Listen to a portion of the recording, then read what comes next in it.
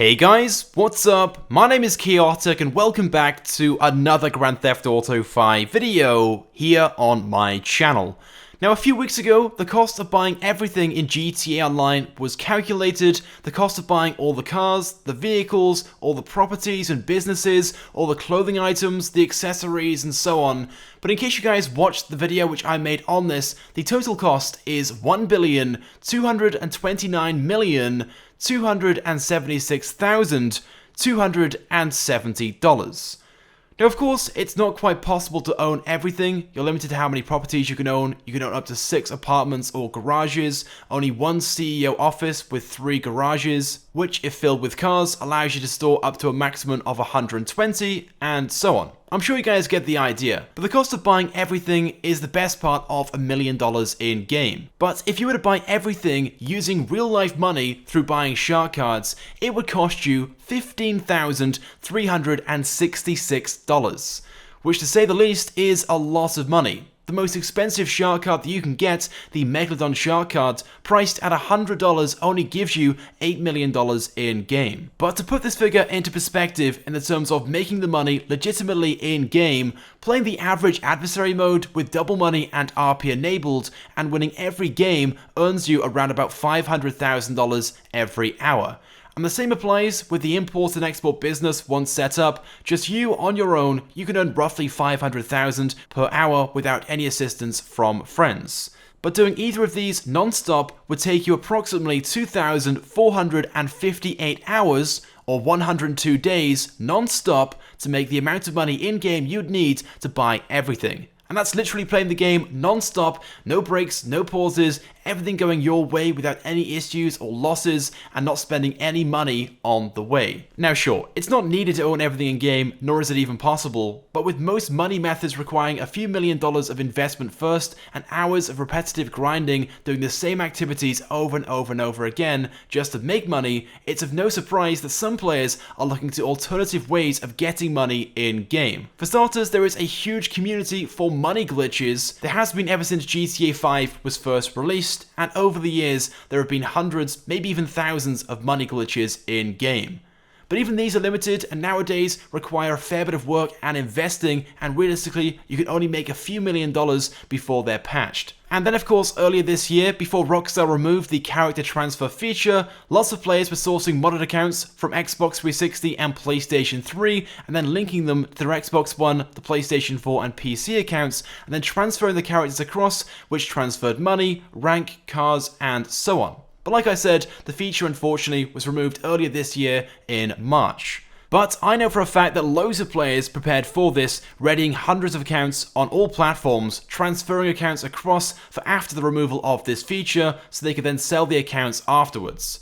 Then of course more recently, mods for PlayStation 4 have become available, allowing modders just to mod accounts. Also, access to mods on PC is relatively easy, with modders present in nearly every public lobby you go into. But despite all of this, finding a modder on PS4 is pretty difficult.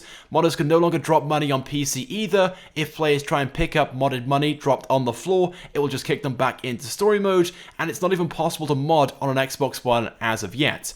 So currently, if you want money from a modder in GTA Online, you either have to find a modder that will mod your account for you, or you can just buy a pre-made modded account. And it wasn't until the other day, when the cost of buying everything in game was calculated and revealed, it got me thinking out of interest, how much are these mods and modded accounts for GTA Online? And to much surprise, there are hundreds of people selling these accounts. Just a quick Google search and you can find loads and loads of results. And as to be expected, prices do vary based upon platforms, how much money you want on the account, and how quickly you want it, and so on. But weirdly, one place that you can buy modded GTA 5 accounts is eBay, with prices for pre-made accounts around about $200 each. But there was one listing which had 24 bids that was going for over $1,000, which is absolutely crazy. Then there was another one which had several $100 million on the account, and this was going for $870 with 8 bids. These though are absolutely insane. I'm not really too sure why these accounts are getting so many bids for such high amounts, or why anyone would pay $1,000 or even close to that for a GTA 5 account.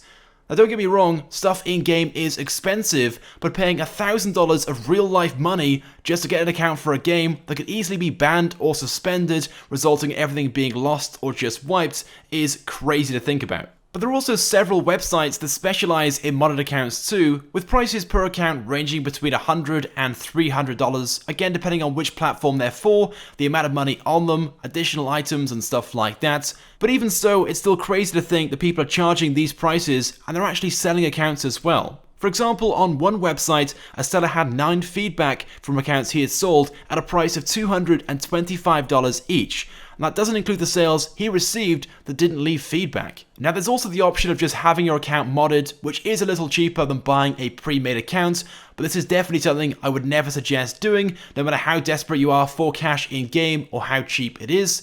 The average price though seems to be around about $60 to $100 to have your account modded for you by a modder, but like I said, it's super risky, basically handing over all your account details to someone online that you don't know, along with the payment as well, so you're literally asking for problems. Now, by the way, guys, in no way, shape or form am I promoting any of this. I probably should have mentioned this earlier on. I'm not promoting the use of modding or the purchase of mods or modded accounts. This is just something I thought I'd look into and make a video about, just out of interest. It's definitely crazy to think, though, there is a whole marketplace for this sort of thing, where people are not only charging hundreds of dollars per modded account, but people are actually buying them and paying that amount.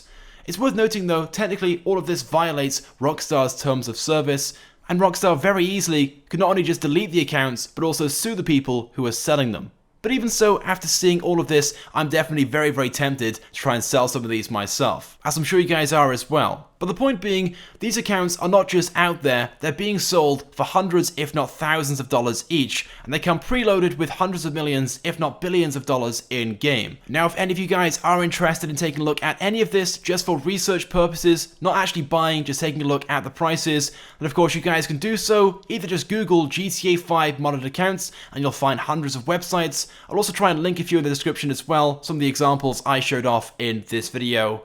But with that being said, I of course want to get your thoughts and feelings on all of this. What do you guys think about people paying hundreds, if not thousands of dollars to buy modded GTA 5 accounts in game? I also want you guys to drop a like on this video as well, as it helps me out a lot and it's greatly appreciated. And if you haven't subscribed to my channel, make sure you do, because I upload all the latest and the greatest Grand Theft Auto 5 content.